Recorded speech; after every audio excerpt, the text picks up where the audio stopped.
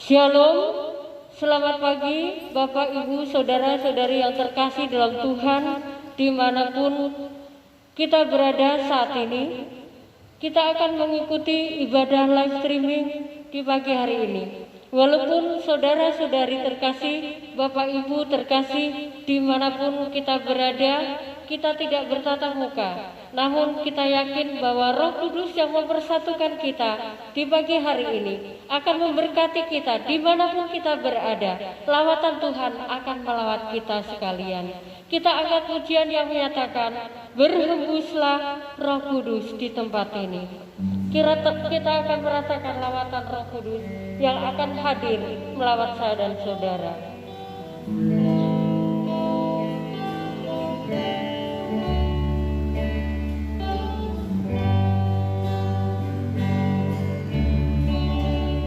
Berhembuslah Roh Kudus di tempat ini. Berhembuslah Roh Kudus dengan kuasa-Mu. Pulihkanlah gereja-Mu.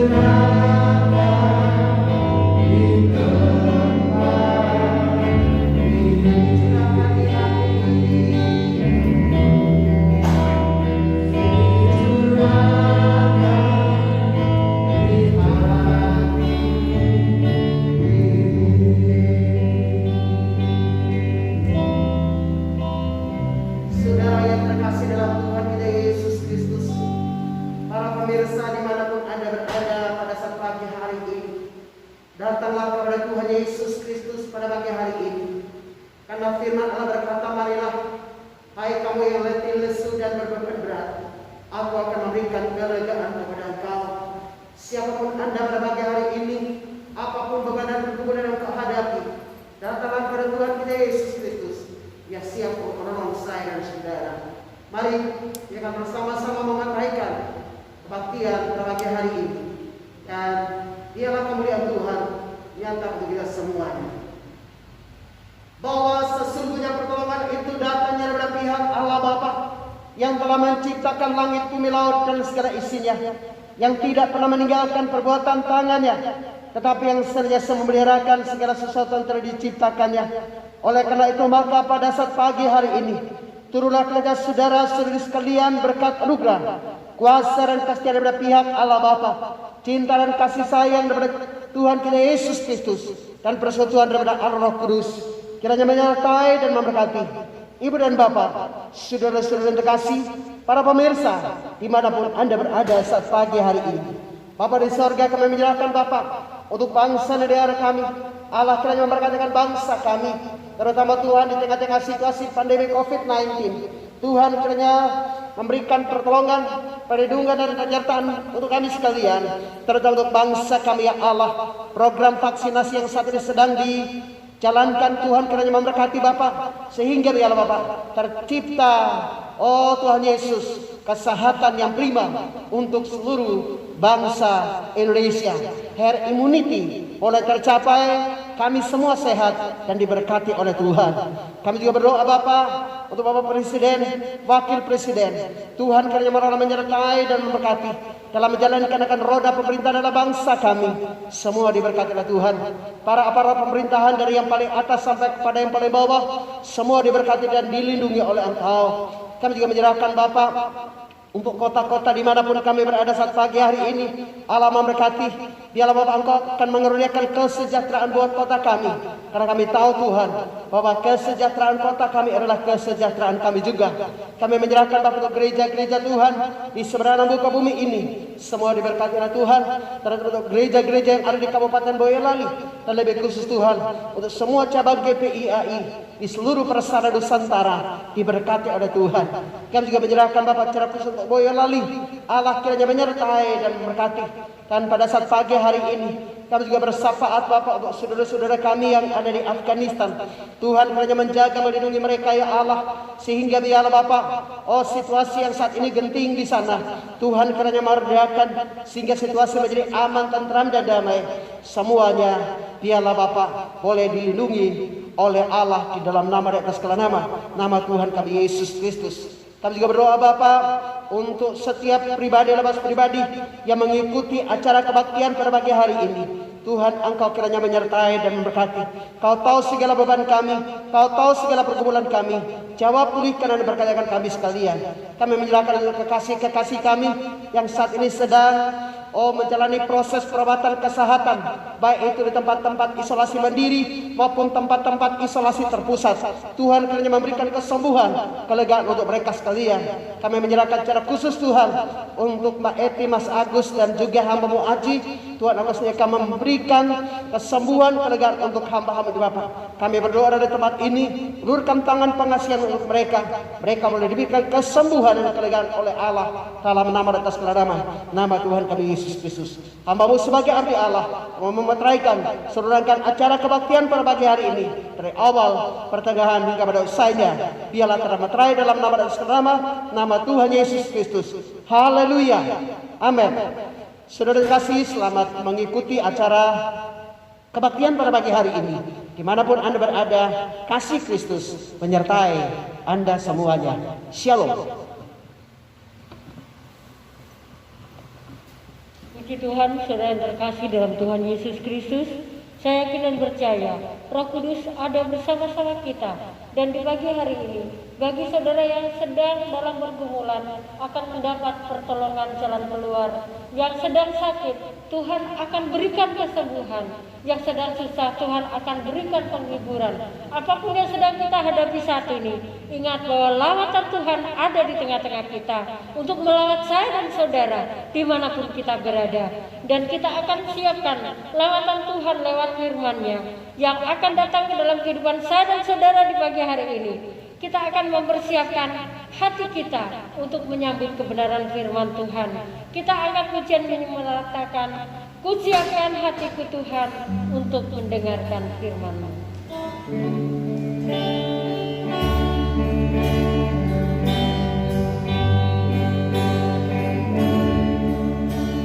Siapkan hatiku Tuhan untuk dengar firman-Mu saat ini.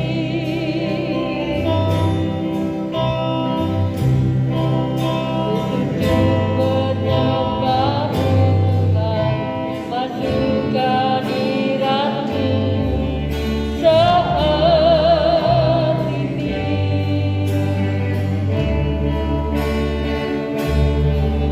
Curahkan urapan-Mu Tuhan bagi jemaat-Mu saat ini.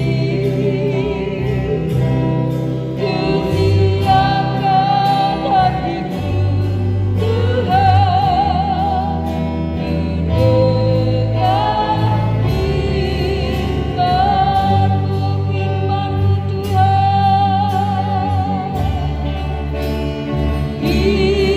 firman-Mu, firman-Mu Tuhan.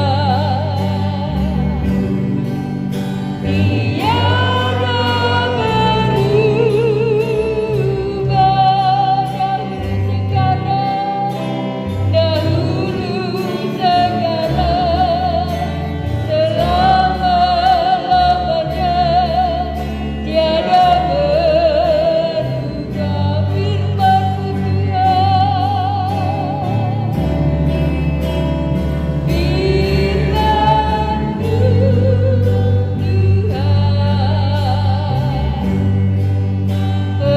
penolong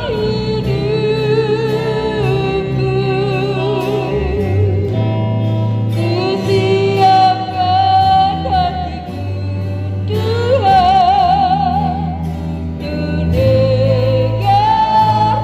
hatiku Tuhan, ku dengar firman-Mu, firman-Mu Tuhan. Firman-Mu Tuhan,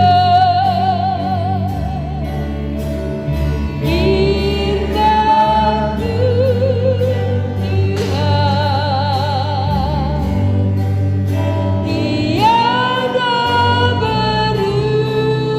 berubah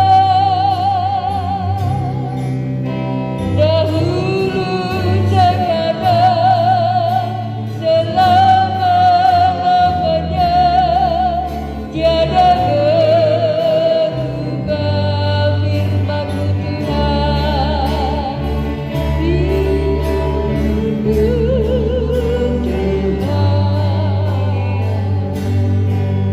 Tuhan, penolong hidupku. Ku siapkan hatiku Tuhan, ku dengar firman-Mu. Mari kita ulangi pujian ini sekali lagi. Dan waktu selanjutnya kami serahkan kepada hamba Tuhan yang akan melayani kita dengan pemberitaan firman. Ku siapkan hatiku Tuhan untuk dengar firman-Mu. Ku siapkan hatiku Tuhan untuk dengar firman-Mu saat ini.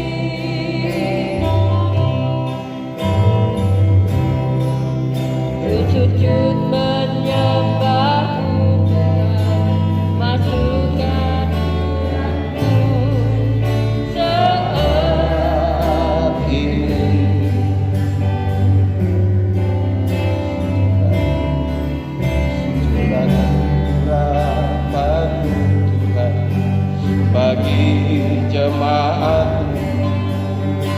saat ini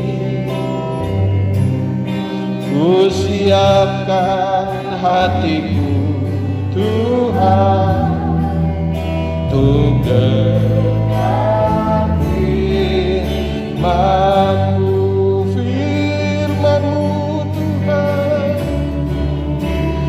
firman-Mu Tuhan,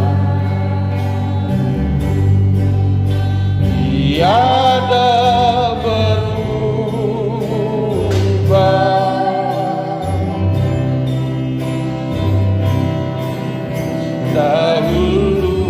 sekarang selama-lamanya tiada berubah.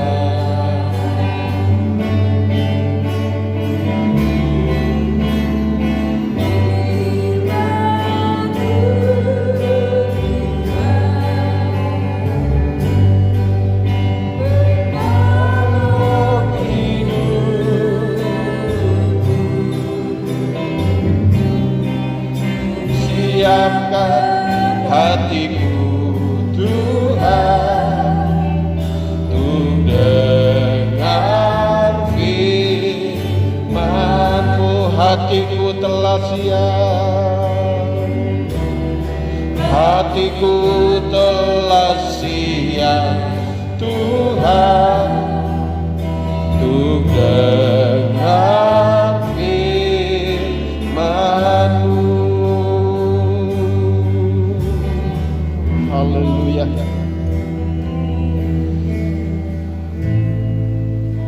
Bapa Surgawi, sungguh hati kami bersyukur hari yang indah dengan penyertaan yang sempurna. Kasih Allah melanda hidup kami, dan dengan kasih-Mu Engkau mempertemukan kami melalui pelayanan kami live streaming GPI Efata Boyolali. Saat ini kami dipersatukan dan kami bersama-sama di dalam hadirat Allah. Kami rindu untuk menerima anugerah dan berkat-Mu yang besar. Kami telah memuji dan memuliakan nama-Mu, dan Roh Allah telah memimpin kami untuk masuk di dalam hadirat-Mu dan menikmati hadirat-Mu itu. Kini saatnya Bapa, kami mempersiapkan hati kami untuk menerima sabda kebenaran firman-Mu. Roh Kudus menjamah kami, mengurapi kami, memberikan kami hikmat dan pengertian, agar di saat kebenaran firman Allah kami baca, kami serap firman-Mu ini menjadi rema dan menempati tempat di kehidupan kami, menjadi benih untuk bertumbuh, agar hidup kami bertumbuh dan menghasilkan buah yang berkenan untuk dipersembahkan bagi kemuliaan-Mu ya Bapa. Terima kasih ya Bapa, terpujilah nama-Mu kekal selama-lamanya, dan kami siap telah menyambut kebenaran firman-Mu. Berfirmanlah kepada kami, karena hati kami telah siap. Haleluya, amin. Salam, salam sejahtera kami sampaikan kepada Bapak, Ibu, saudara terkasih semuanya yang mendengarkan siaran kami melalui pelayanan Suara GPIAI Efata Boyolali.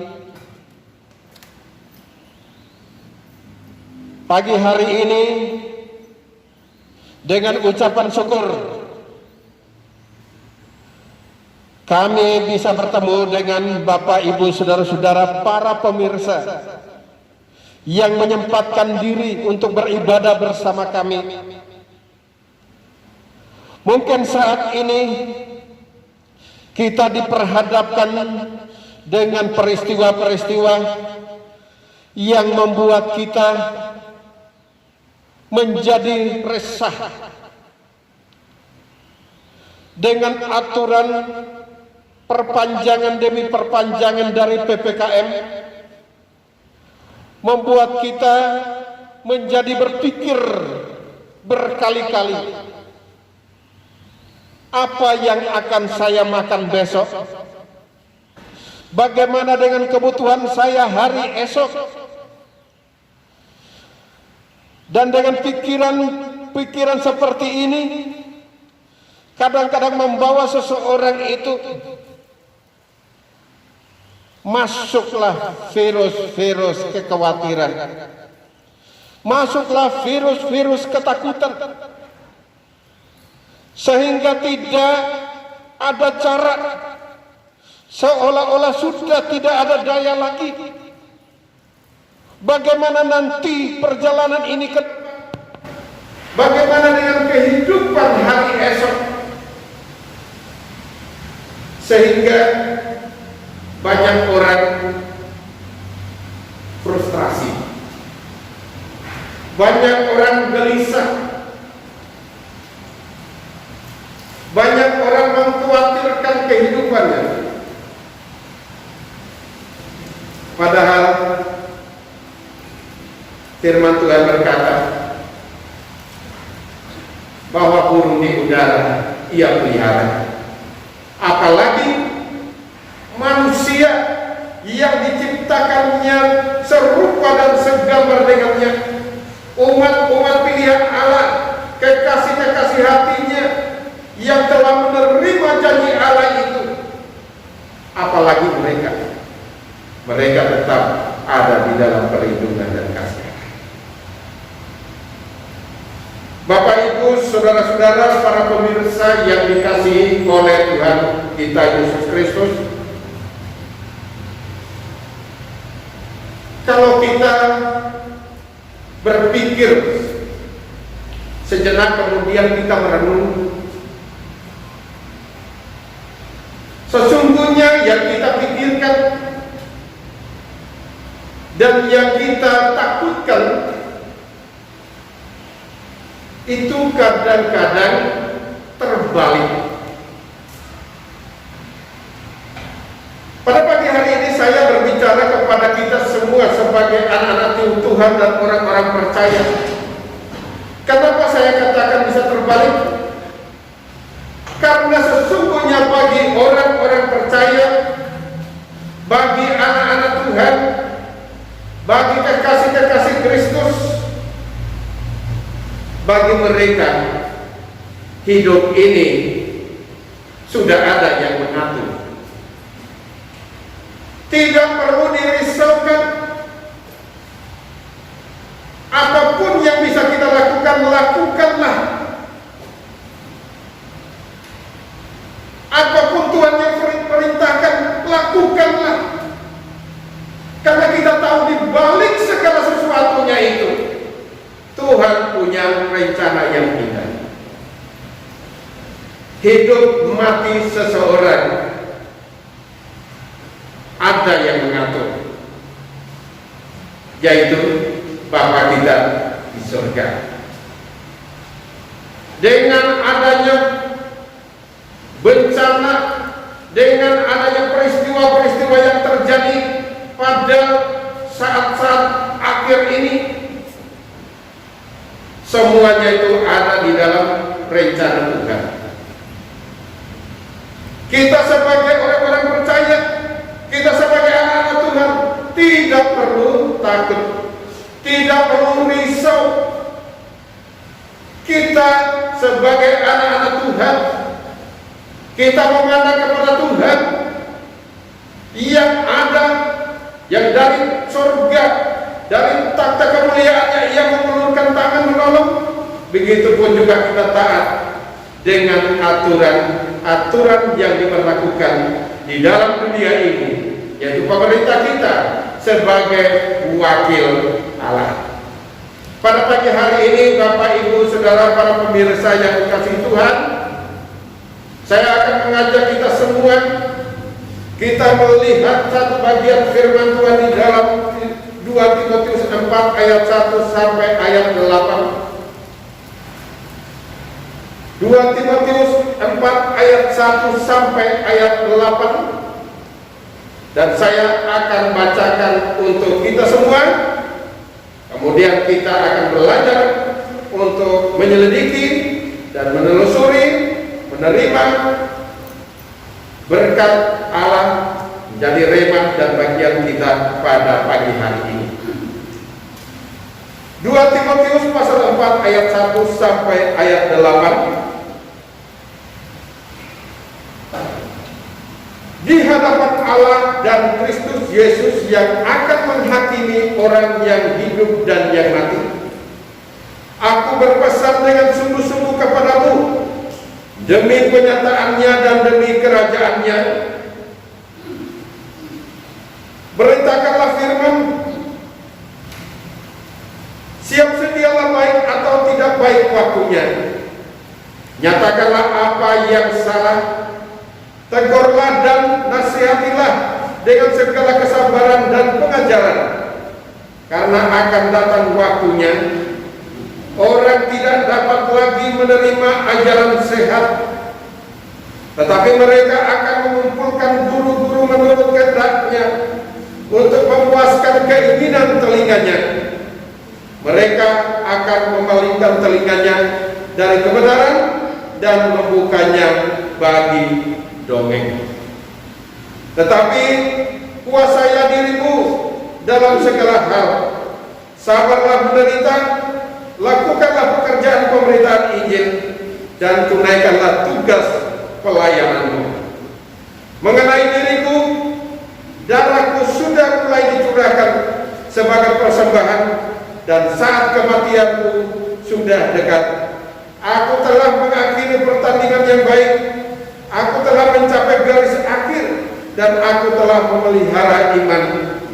Sekarang telah tersedia bagiku mahkota kebenaran yang akan dikaruniakan kepadaku oleh Tuhan, Hakim yang adil pada akhirnya.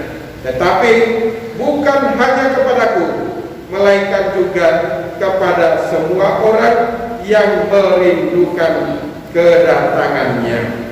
Kita berdoa sekali lagi. Maha besar Allah kami,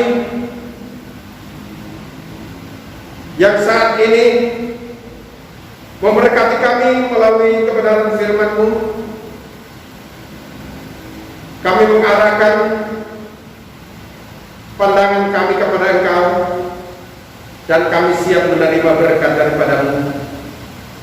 Biarlah kebenaran firman-Mu yang kami baca, kami ada dalam pimpinan Roh-Mu yang kudus, memberikan hikmat dan pengertian kepada kami, agar kami dapat memahami kebenaran firman-Mu ini dengan baik, jelas, dan memberkati kami. Terima kasih Bapa. Di dalam nama Tuhan Yesus Kristus kami sambut firman Allah. Amin. Bapak, Ibu, dan saudara-saudara terkasih, para pemirsa yang dikasihi oleh Tuhan kita Yesus Kristus, melalui kebenaran firman Tuhan yang ditulis oleh Rasul Paulus kepada muridnya Timotius di surat 2 Timotius 4 ayat 1 sampai ayat 8 ini.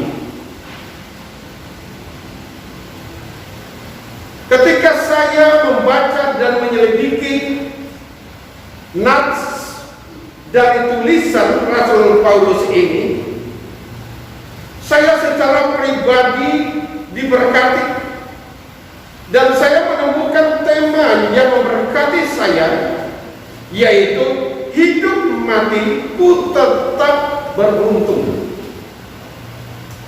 Sekali lagi, hidup matiku tetap beruntung. Rasul Paulus pernah berkata, bagiku hidup adalah untuk Kristus, dan mati adalah keuntungan. Kemudian berikutnya, bagiku hidup untuk berbuat. Nah, jadi mati keuntungan, hidup kalau dia diberi kesempatan hidup, berarti hidup itu ada maksud Tuhan untuk berbuah. Mati adalah satu keuntungan. Di dalam perjalanan kehidupan, baik dari Rasul Paulus dan dengan rasul-rasul yang lain, bahkan kepada setiap orang yang hidup dari zaman gereja mula-mula dan sampai kepada generasi-generasi penerus, mereka menjalani namanya kehidupan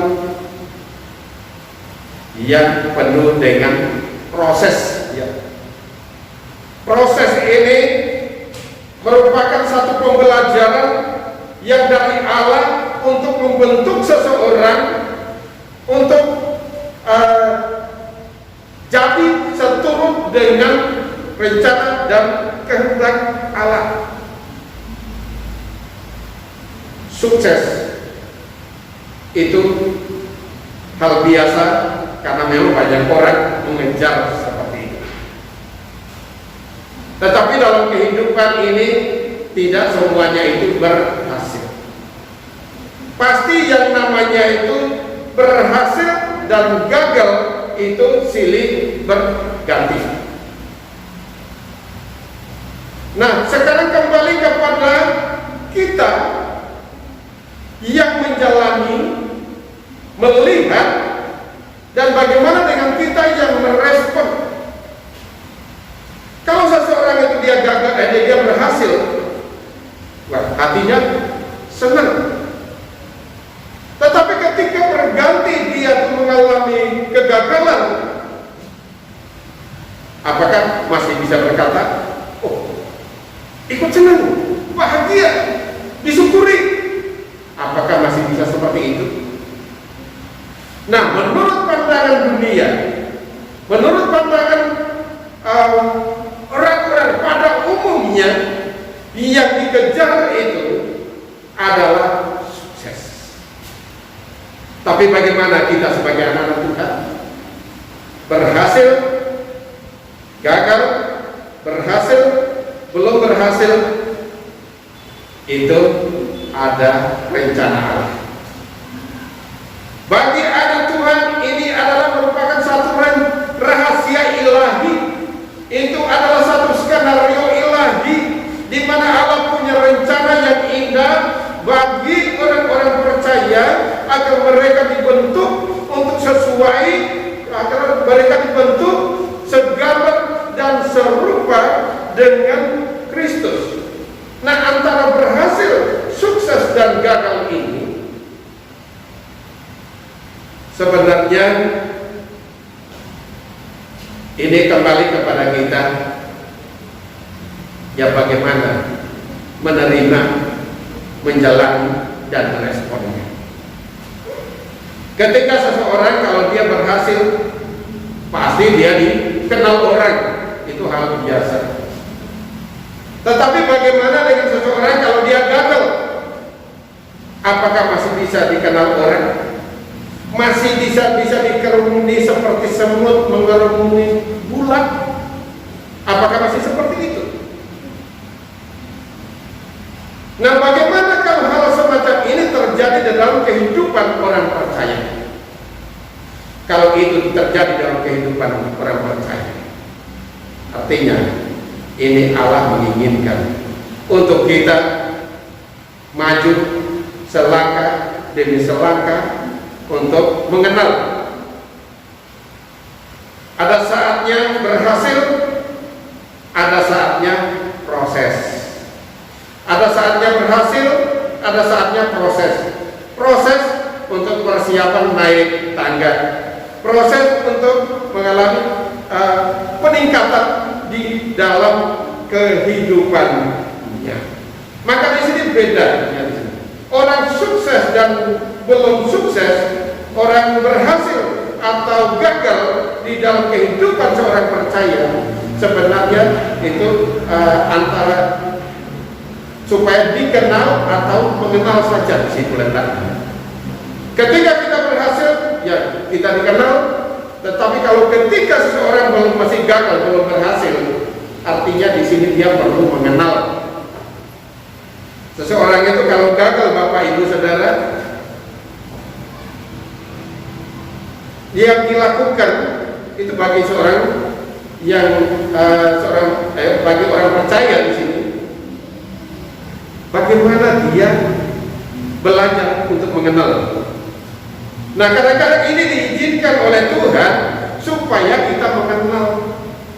Kegagalan itu terjadi supaya kita mengenal siapa diri kita ini. Ketika sukses, wah, dikenal orang. Tetapi bagaimana kalau dia gagal? Nah, kita perlu mengenal diri kita ini sebenarnya siapa. Apakah masih bisa katakan haleluya, haleluya, puji Tuhan, Engkau besar, Engkau dahsyat? Apakah masih seperti itu? Atau jangan-jangan sebaliknya? Ada seorang tokoh pernah berkata begini, jikalau kamu tidak mampu terbang, berlarilah. Tapi kalau kamu tidak mampu untuk berlari, berjalanlah. Dan kalau kamu tidak mampu berjalan, merangkaklah. Yang terpenting di sini, kamu itu bisa bergerak untuk maju ke depan. Artinya, di dalam kehidupan kita sebagai orang-orang percaya itu perlu bergerak maju ke depan. Jangan memaksakan diri, tapi ada kerinduan orang yang memaju ke depan. Dia punya mimpi bahwa Tuhan akan membimbing dan mengatur kehidupannya, mengarahkan dia untuk meraih keberhasilan yang ada di depan. Tidak peduli dengan cara bagaimana, tapi tetap bergerak maju. Saya sempat browsing-browsing, kemudian bertemu dengan kesaksian seorang yang dulunya itu yang sudah pernah jadi Kristen. Dia pernah dibaptis, kemudian dia punya nama besar, namanya Richard Theo Kengsian. Pada tanggal 16 Oktober 2012, artinya 9 tahun yang lalu, dia meninggal dunia. Dari sejak dia menjadi orang Kristen, sebenarnya itu dia hanya ikut-ikutan. Ada yang mengajak dia, ayo, sekarang itu kan di mana-mana ada acara KKR, ada acara kesembuhan ilahi, banyak sekali kegiatan-kegiatan yang diadakan, dan dilihatnya, wah, ini keren gitu.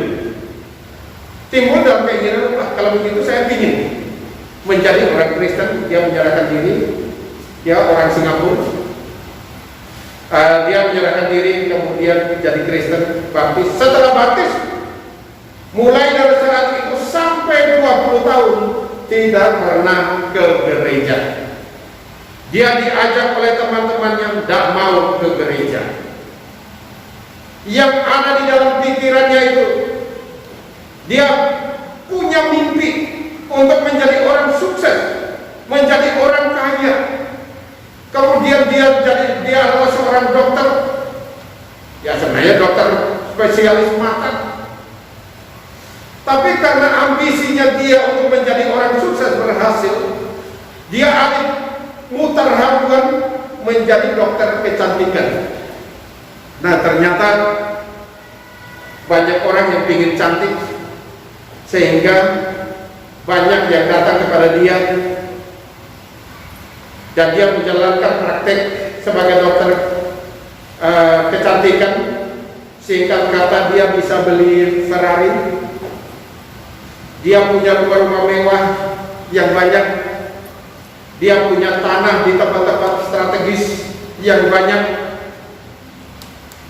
Kemudian dia berkata, wah, sekarang yang menjadi impianku sudah tercapai. Tidak peduli dengan berkeluarga, dia seorang single, dia masih sendiri, belum berkeluarga. Dia merasa, ya sudah, orang-orang akan menghormati saya. Satu saat temannya sesama dokter ajak dia ke gereja. Dia tuh sudah merasa Tuhan itu sudah tidak penting lagi bagi dia.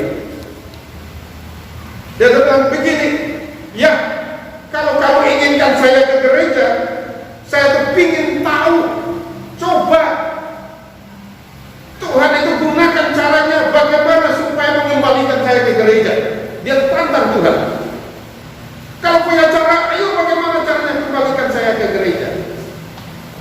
Ketika dari dia ngomong ini, satu saat dia itu seorang olahragawan, seorang pemain. Dia merasa dari tulang belakangnya ini ada yang terasa ganjil di sini. Nah, ini kok kayaknya mengganggu sekali. Setelah difoto, ke rumah sakit difoto, ternyata dia kena kanker. Tidak tanggung-tanggung, langsung stadium 4. Kok tidak mulai dari 1, 2, 3 begitu, langsung stadium 4. Dalam keadaan begini dia mulai bingung, apalagi yang harus saya lakukan. Dokter sudah angkat tangan. Dari situ dia mulai berpikir, terus dengan apa? Yang saya sudah berusaha, saya sudah berhasil mengumpulkan kekayaan seperti ini untuk siapa? Belum berkeluarga, belum punya anak. Dia setelah berpikir. Temannya ajak ke gereja lagi. Karena orang kalau sudah dalam keadaan kepepet begitu, baru dia mau. Dia datang ke gereja, didoakan, tetapi hasilnya juga seperti itu, yang tidak ada perubahan. Dia mencoba untuk lebih tekun lagi kepada Tuhan. Dia sadar bahwa selama ini dia sudah mengambil langkah yang salah. Dia datang kepada Tuhan, tapi ternyata juga tidak ada perubahan. Ketika dia berdoa, Tuhan berbicara kepada dia. Apa yang dikatakan oleh Tuhan? Hal ini terjadi pada dirimu pada saat puncak hidupmu. Karena hanya dengan begini kamu akan mengerti yang dulunya tantang Tuhan. Ya, bagaimana cara Tuhannya untuk membawa kembali saya kepada dia ke gereja. Dan hal ini dia mulai mengerti. Kemudian dia sadar, dia serahkan diri kepada dia serahkan diri kepada Tuhan. Kembali lagi, seperti penjahat yang ada, yang disalibkan bersama-sama dengan Tuhan Yesus di sebelah kanannya. Dia menerima anugerah itu, walaupun dia tidak sembuh, tetapi dia berusaha lebih dekat kepada Tuhan. Dan dia sempat bersaksi di gereja, dan kesaksiannya itu banyak, membangun orang dan membuat banyak orang sadar. Sesudah itu baru dia meninggal. Kalimat terakhir yang dia katakan, hidup tanpa Tuhan kosong. Maka dari pengalaman ini, pengalaman dari Richard Theosans ini siang ini mengingatkan orang-orang percaya yang saat itu mendengar kesaksiannya, bahwa hidup ini sesungguhnya itu tanpa Tuhan tidak ada artinya. Kita bisa ada sampai saat ini, semuanya itu karena Tuhan. Nah, bagaimana dengan kita yang masih hidup? Nah, tadi itu adalah Richard, dokter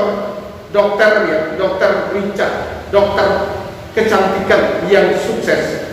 Kemudian dia disadarkan oleh Tuhan dan di akhir hidupnya dia mengakui bahwa semuanya kalau tanpa Tuhan adalah kosong. Dia sudah tiada. Tapi saya percaya hidupnya diterima Tuhan karena kesaksiannya itu banyak, memberkati banyak orang. Sekarang bagaimana dengan kita yang masih hidup ini, yang masih diberi kesempatan menikmati kehidupan sampai hari ini? Apa kata firman Tuhan di sini? Kita perhatikan dari ayat yang kedua. Dari ayat yang kedua itu, beritakanlah firman, siap sedialah baik atau tidak baik waktunya.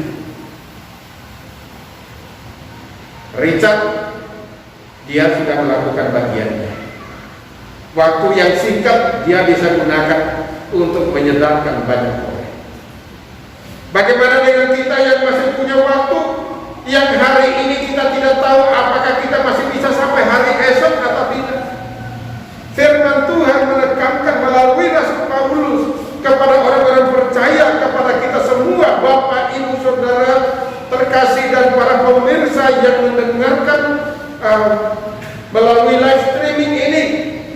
Yang dilakukan pertama di sini adalah siap memperkatakan firman Tuhan, baik atau tidak baik waktunya, itu siap untuk memberitakan dalam segala situasi. Nah, kalau dalam segala situasi ini, bagaimana dengan kita di tengah-tengah masa pandemi ini? Bagaimana kita bisa memberitakan firman? Pada 2000 tahun yang lalu, Rasul Paulus menulis kepada jemaat pada waktu itu, mereka belum mengerti tentang teknologi. Tetapi kita bersyukur pada zaman kita ini, kita masuk kepada zaman milenial, yang dimana kita diperkenalkan dengan teknologi, dengan segala kecanggihannya. Maka dengan adanya teknologi ini, kita bisa pakai seperti pada hari ini. Saya bisa sebagai hamba Tuhan menyampaikan hal ini kepada kekasih-kekasih Kristus semuanya, dimanapun berada yang mendengarkan melalui pelayanan live streaming kami ini. Di sini kita masih punya kesempatan. Beritakanlah firman dalam segala situasi. Semampumu, apa yang bisa Anda lakukan, lakukanlah itu untuk memberitakan firman Tuhan. Karena Tuhan Yesus berkata bahwa kesudahan zaman itu bukan karena bencana alamnya, bukan karena peperangan di sana sini, tetapi ketika Injil kerajaan itu sudah sampai ke seluruh penjuru bumi, maka itu kesudahannya. Maka untuk sampai kepada kesudahannya, perlu peran aktif kita. Perlu peran aktif kita dalam hal memberitakan firman. Jangan berkata bahwa ini adalah tugas pendeta, ini adalah tugas hamba-hamba Tuhan. Setiap kehidupan kita sebelum kita berkata, pelaku menjadi pelaku firman, sudah memperkatakan firman Tuhan tidak secara langsung. Hidup seturut dengan firman Allah, seturut dengan Injil Kristus, itu sudah menjadi Injil terbuka yang bisa dibaca. Apalagi kita menggunakan mulut kita untuk kita mengatakan kebenaran firman Allah. Karena seseorang itu sudah terbiasa dengan firman Allah, kata-katanya itu adalah yang keluar bahasa-bahasa profetik yang memberkati orang. Itu kita sudah masuk di dalam pemberitaan firman ini dengan menyesuaikan dengan situasi dan kondisinya di sini. Nah, Kemudian ada perkataan berikutnya dari ayat yang kedua, nyatakanlah apa yang salah. Nyatakanlah apa yang salah di sini maksudnya dalam situasi seperti apapun jangan kenal kompromi. Nah, orang yang suka kompromi itu kadang-kadang dia memanipulasi segala cara. Bisa saja dia memanipulasi ayat-ayat kitab suci itu untuk tujuannya. Tetapi firman Tuhan telah jelas di sini bahwa pada waktunya, pada zaman-zaman menjelang akhir itu, dengan kondisinya yang ada, kita bergerak ke depan, kemudian menyatakan apa yang salah, tidak kompromi dengan sekelilingnya. Jangan kita berkata, waduh, saya kan tidak mampu, nanti saya katakan begitu padahal pandangan umumnya begini. Nanti saya yang disangka sebagai orang yang suka mencari-cari masalah. Tetapi ingatlah, ada tangan Tuhan yang kuat, yang selalu membackup, memampukan kita. Karena ini, kalau ini adalah satu perintah kepada kita, maka ketika kita menjalankan, melakukan, taat melakukannya, maka ada kekuatan yang menyertai kita. Bapak, Ibu, Saudara, para pemirsa yang dikasihi Tuhan, di sini saya sebagai hamba Tuhan menyampaikan bahwa menjadi sempurna itu bukan berarti membawa Anda itu menjadi nomor satu. Berhati-hati, karena orang yang mengejar target untuk menjadi yang utama semakin sulit dan semakin runcing. Maka hati-hati ketika kita pada zaman-zaman menjelang akhir ini punya ambisi untuk lebih tinggi. Hati-hati, itu semakin runcing, jatuhnya itu akan membinasakan, akan membahayakan.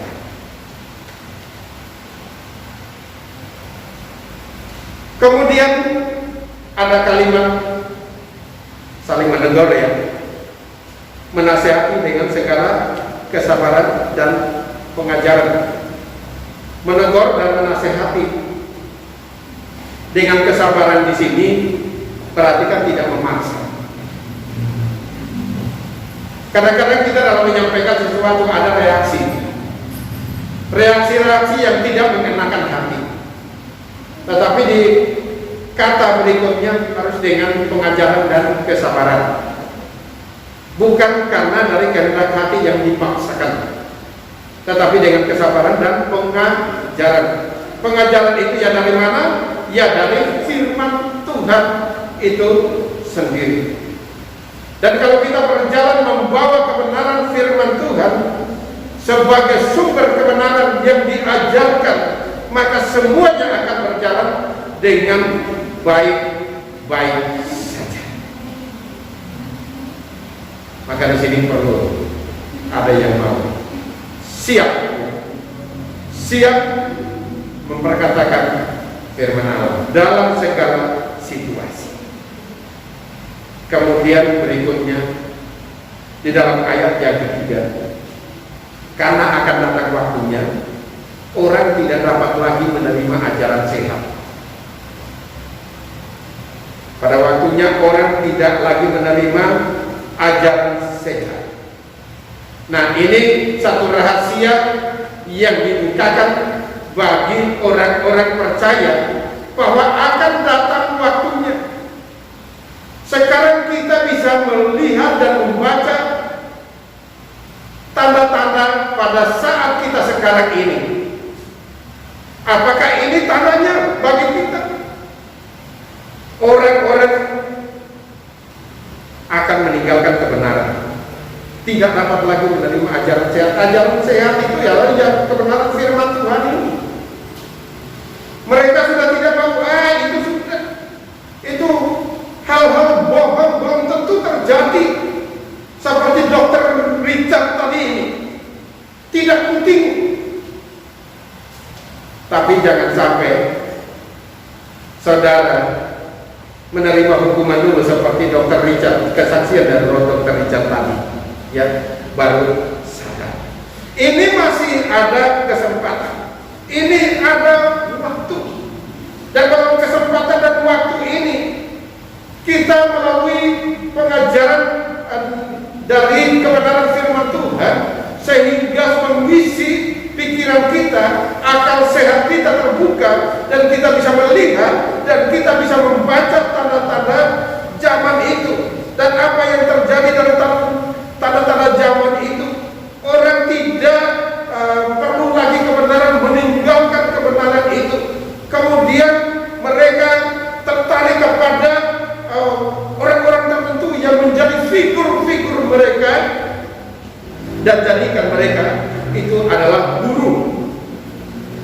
Wah, saya suka dengan si A, saya suka dengan si B, saya suka dengan si C. Suka karena apa? Orangnya lucu. Ketika dia berkata-kata, wah, semangat, banyak senyum. Tapi pertanyaannya, ketika Anda suka dengan dia, apa yang Anda suka? Wah, selalu ini ceritanya tentang peristiwa A, peristiwa B, peristiwa C, kadang-kadang lucu, kadang-kadang menegangkan. Loh, terus firman Tuhan yang didapat apa? Diambil dari mana? Tidak mengerti. Jadi kalau bicara tentang guru-guru menurut kehendaknya untuk memuaskan ini bisa juga ini kepada orang-orang yang pandai di dalam menggunakan semua yang berkedok rohani, kemudian mereka berusaha mempengaruhi, punya daya tarik mempengaruhi, akhirnya kita dibawa keluar dari rencana Allah yang sesungguhnya. Kita sebagai jemaat Tuhan, kenapa Allah taruh di Boyolali? Kenapa Allah taruh di Solo? Kenapa Allah taruh di Surabaya? Allah taruh di Nusa Tenggara Timur, di Papua, di Sumatera, Kalimantan. Kenapa? Karena di sana itu Tuhan sudah memberikan pemimpin-pemimpin rohaninya tersendiri sesuai dengan porsi-porsi mereka sendiri-sendiri. Maka hati-hatilah juga kita menggunakan alat-alat elektronik ini dengan kecanggihan teknologi ini, kemudian kita menjelajah seluruh dunia, tetapi hasilnya itu nol, tidak ada yang didapat. Kemudian firman ini hilang dengan begitu saja, tetapi yang masuk adalah pengajaran lain yang masuk dan mengisi kehidupan kita. Hati-hati, karena dengan figur-figur yang seperti ini juga bisa dimanfaatkan oleh iblis sehingga terjadi perang di dalam gereja Tuhan. Ya, kok bisa? Ya bisa saja. Nah, kalau sudah terjadi seperti ini, apa kata iblis? Ya bisa dengan tertawanya, iblis kok dilawan? Ya, aku tuh juga punya cara bagaimana supaya mereka berantem. Nah, kalau mereka sudah berantem, mereka kan lebih jauh dari Tuhan, sudah jauh dari kasih karunia. Sekarang tinggal bagianku, sudah ngos-ngosan perang satu dengan yang satu, sudah habis tenaganya, tinggal ambil satu aja diketok begini mati.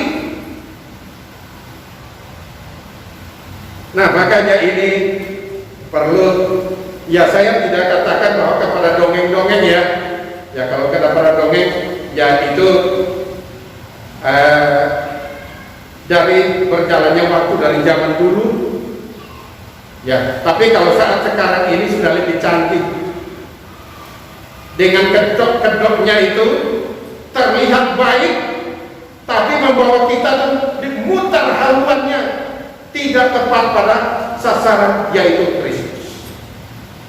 Kalau zaman dulu terang-terangan tidak suka langsung, tetapi sekarang iblis bisa menggunakan caranya supaya tidak tepat sasaran. Diputar sedikit saja, 0,5% dari start awalnya, dia akan tidak tepat sasaran, meleset dari sasarannya. Nah, inilah bahayanya bagi gereja Tuhan, bagi orang-orang percaya, lebih mengkultuskan orang-orang tertentu. Katakan si A, si B, si C, wah luar biasa. Bapak Ibu Saudara tidak sadar, sebenarnya itu juga iblis sudah memakai Bapak Ibu Saudara untuk membenturkan pemimpin rohani dengan pemimpin rohani. Kemudian berikutnya di dalam ayat yang keempat, orang lebih mengutamakan dongeng daripada firman Tuhan.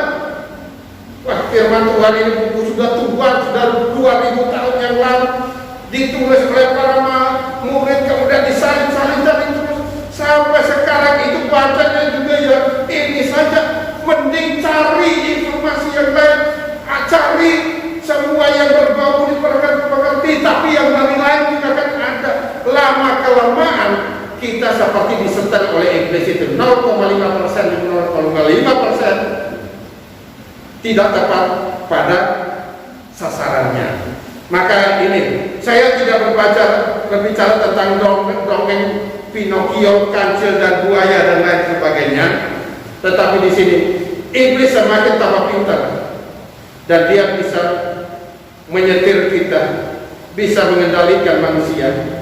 Bagaimana dengan caranya yang semakin lebih cerdik. Nah, kemudian di bagian yang berikutnya di dalam ayat yang kelima, berkata, tetapi kuasailah dirimu dalam segala hal, sabarlah menderita, lakukanlah pekerjaan pemberitaan Injil. Nah, di bagian ketiga ini terus memelihara iman. Kalau kita baca seterusnya sampai di bawah, sampai ayatnya yang ke-7, kita menemukan di situ ada satu perintah terus memelihara iman itu sampai garis akhir. Garis akhir itu ya di mana perjalanan kita, garis akhirnya itu ya seperti sudah didahului oleh saudara kita terkasih Bapak Samuel Yudhiyanto, oleh Bapak Sakiman. Mereka sudah sampai garis akhirnya, sudah masuk kepada dimensi yang lain yang bakat. Kita yang sekarang ini masih di tempat yang fana ini, maka kita masih hidup di dalam dunia yang terbatas ini. Apa kata firman Tuhan di sini? Terus pelihara iman itu sampai garis akhir, seperti yang sudah dilakukan oleh pendahulu kita, saudara-saudara kita yang sudah mendahului kita. Tapi apa di situ? Kuasailah dan kuasai diri dalam segala hal. Kuasai diri dalam segala hal. Kemudian apalagi di situ sabar menderita. Kemudian tunaikan tugas pelayanan. Kalau kita mendapat tugas, tunaikan itu berarti dikerjakan, dilakukan sampai akhir. Jangan sampai putus di tengah jalan. Ditunaikan sampai selesai. Nah, sampai selesai itulah kapan selesainya, yaitu garis finish itu, garis akhir itulah yang penting, karena yang menjadi penentu untuk berikutnya itu adalah di garis akhir itu. Bagaimana kita membawa hidup kita sampai pada garis akhir itu? Nah, kalau kita sudah sampai garis akhir yaitu dengan baik dan benar, maka akan baik dan lancar juga ke sananya. Yang penting di sini terus memelihara iman itu Ayat 6 berkata apa di situ? Harus bayar harga. Paulus berkata, diriku, darahku sudah mulai dicurahkan sebagai persembahan dan saat kematianku sudah dekat. Paulus mengatakan ini karena dia sudah mempraktekkan. Dia sebagai pejuang iman, dia sudah membayar harga. Tinggal hanya menunggu saatnya saja dia akan kembali kepada Tuhan. Bagi dia berkata dalam Filipi pasal 1 ayat 21, kalau saya mati itu adalah keuntungan, tapi kalau saya masih hidup ini untuk berbuah. Berbuah itu melakukan sesuatu agar orang lain itu juga ikut diselamatkan. Berani bayar harga. Apa yang saudara sudah lakukan untuk bayar harga? Meneladani Rasul Paulus ini. Itu menjadi perenungan untuk kita. Yang bisa menjawab itu adalah menjadi perenungan. Mulai saat ini apa yang saya lakukan untuk membayar harga di hadapan Tuhan? Mensyukuri anugerah yang Tuhan beri sampai hari ini bisa menikmati kehidupan. Di ayat yang 8 bagian B ada satu mahkota yang disediakan bagi orang yang merindukan kedatangan Tuhan Yesus. Ada apa dengan kedatangan Tuhan Yesus? Karena waktu ia naik ke surga, ia berjanji bahwa satu saat akan menjemput gerejanya, menjemput jemaatnya, menjemput tubuhnya, dan ia sebagai kepala. Mahkota apa di situ? Tetapi bukan di dalam ayat yang ke-8, sekarang telah tersedia bagiku mahkota kebenaran yang akan dikaruniakan kepadaku oleh Tuhan, hakim yang adil pada harinya. Yang memberi itu adalah Tuhan. Tuhan siapa? Ya Tuhan Yesus. Siapa Tuhan Yesus itu? Dia adalah hakim yang adil, yang pada harinya. Hakim adil itu pada harinya, ya. Kapan harinya? Ketika ia berada di takhta putihnya sebagai hakim yang adil, membuka kitab kehidupan yang tercatat namanya dan tidak. Dialah sebagai hakim. Dialah yang akan ketika dia datang pada kedatangan yang kedua, dia datang dan memberikan mahkota. Mahkota apa di situ? Adalah mahkota kebenaran kepada mereka yang punya kerinduan, yang rindu ya, menanti-nanti kedatangan Tuhan. Bukan hanya mereka yang mau saja, tapi hatinya rindu. Beda orang yang rindu ya dengan yang hanya menanti-nanti. Kalau orang yang rindu, dia mempersiapkan segala sesuatunya. Rindu Tuhan datang, dia sudah siap segala sesuatunya. Hidupnya benar-benar sudah siap untuk datang kepada Tuhan. Bagaimana dengan kesiapan kita? Apakah kita masih bisa berkata, haleluya, puji Tuhan, hidupku untuk Tuhan, sekali Kristus tetap Kristus? Apakah masih bisa seperti itu? Ya, saat ini kita mempersiapkan kehidupan kita.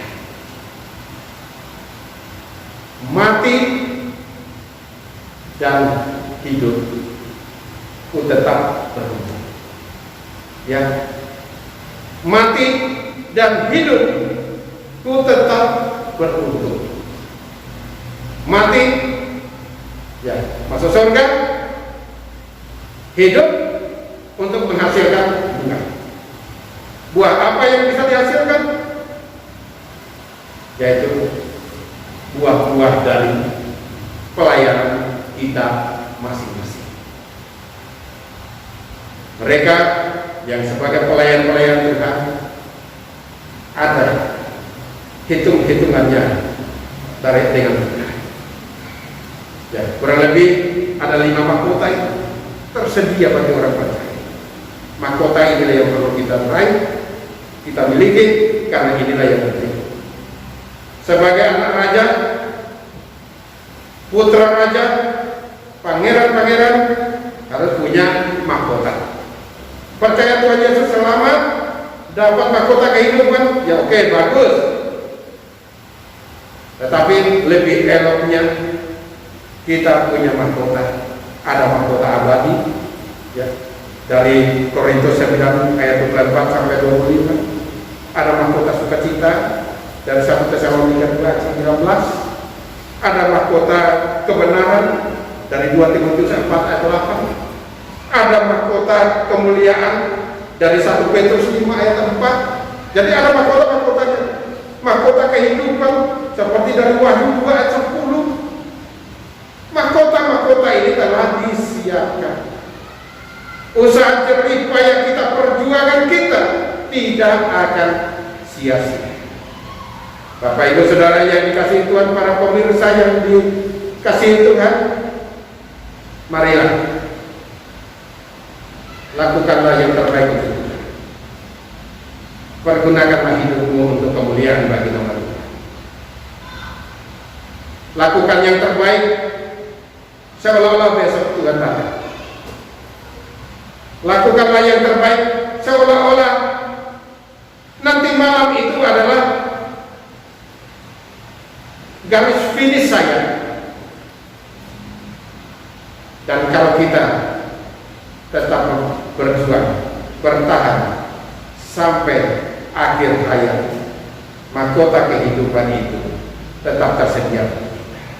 Sekali Kristus, tetap Kristus, mahkota kehidupan tetap tersedia.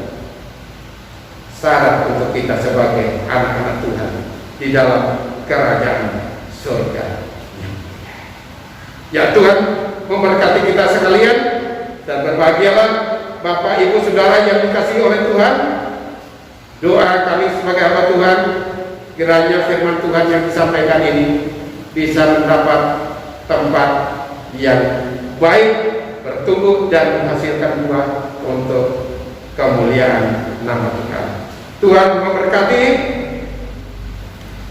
Mari sebelum kita akhiri pemberitaan firman Tuhan dan saya kembalikan kepada Bapak Gembala, kita sama-sama nyanyikan satu pujian, Zaman Sekarang Berjagalah. Zaman sekarang berjagalah,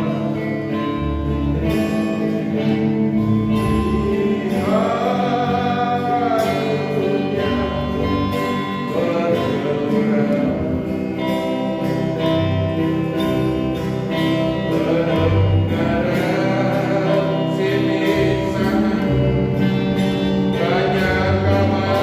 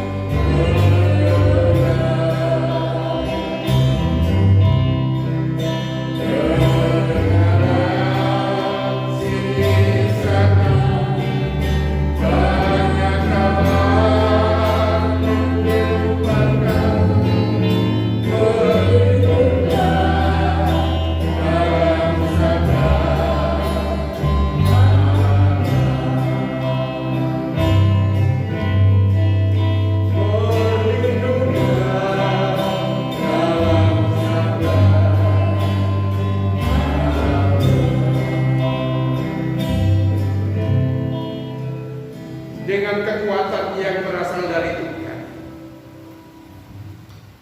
Kami memandang ke depan, karena di depan itu penuh dengan pengharapan. Di sana ada Tuhan kami yang hidup, yang tangannya terulur dan selalu menolong setiap yang ulurkan tangannya. Dan inilah kami ya Bapa, kami ada di dalam pimpinan-Mu. Kami percaya akan kebenaran firman-Mu. Tidak ada sehelai rambut pun dari rambut kami yang akan gugur. Semuanya ada di dalam rencana Allah, dan rencana Allah indah pada waktunya bagi kami semuanya. Maka pada pagi hari ini ya Tuhan, kami menyerahkan semua dari jemaat Tuhan, para pemirsa yang mengikuti jalannya pelayanan kami melalui suara GPI Fatah Boyolali ini ya Tuhan. Tuhan memberkati kami semuanya, memampukan kami agar kami mampu berjalan di dalam penyertaan-Mu menuju kepada rencana-Mu, rencana ilahi terjadi di dalam kehidupan kami. Dan kami punya pengharapan bahwa kami ada di dalam kasih karunia Allah. Mati hidup kami membawa keuntungan bagi kami. Kami tidak takut lagi, kami tidak khawatir dengan adanya peristiwa-peristiwa yang terjadi pada akhir-akhir ini. Tetapi tangan Tuhan yang kuat menyertai kami, dan kami ada di dalam perlindungan kuasa-Mu. Terima kasih ya Bapa, terpujilah nama-Mu kekal selama-lamanya. Di dalam nama Tuhan Yesus Kristus kami sudah berdoa dan mengakhiri pemberitaan firman pada pagi hari ini. Haleluya, haleluya, amin. Waktu selanjutnya saya kembalikan kepada Bapak. Hidup adalah Kristus dan mati adalah keuntungan. Dialog ini boleh menjadi pegangan kita sekalian. Jangan takut terhadap apapun, tapi percayalah penyertaan Tuhan selalu nyata untuk kita sekalian. Kalau kita masih hidup, itu karena anugerah. Kalau nanti kita mati pun, itu adalah sebuah keuntungan, karena kita akan berjumpa dengan Sang Gembala Agung, Tuhan kita Yesus Kristus. Terima kasih Tuhan banyak yang sudah menyampaikan firman Allah. Tuhan Yesus kiranya memberkati. Ibu dan Bapak, saudara-saudara kasih, demikianlah sebenarnya acara kebaktian pada pagi hari ini, dan juga firman Tuhan yang sudah kita dengar. Bila Tuhan kiranya memberkati kita sekalian. Kalau Tuhan izinkan, maka untuk pertama bulan September kita akan kembali melakukan kebaktian secara tatap muka dengan prokes yang lebih ketat. Ibu dan Bapak yang terkasih, mari kita doakan untuk semuanya sampai jumpa kembali pada waktu dan kesempatan yang akan datang. Mari Ibu dan Bapak yang terkasih, kita akan akhiri rangkaian acara kebaktian pada pagi hari ini dengan menerima berkat Tuhan. Kiranya berkat anugerah kuasa dan kasih dari pihak Allah Bapa, cinta dan kasih sayang dari Yesus Kristus, sukacita dan damai sejahtera pada Allah Kudus, kiranya menyertai dan memberkati Ibu dan Bapak, saudara-saudara terkasih, saat pagi hari ini hingga hari-hari akan sampai selama-lamanya. Haleluya, amin. Bapak terima kasih.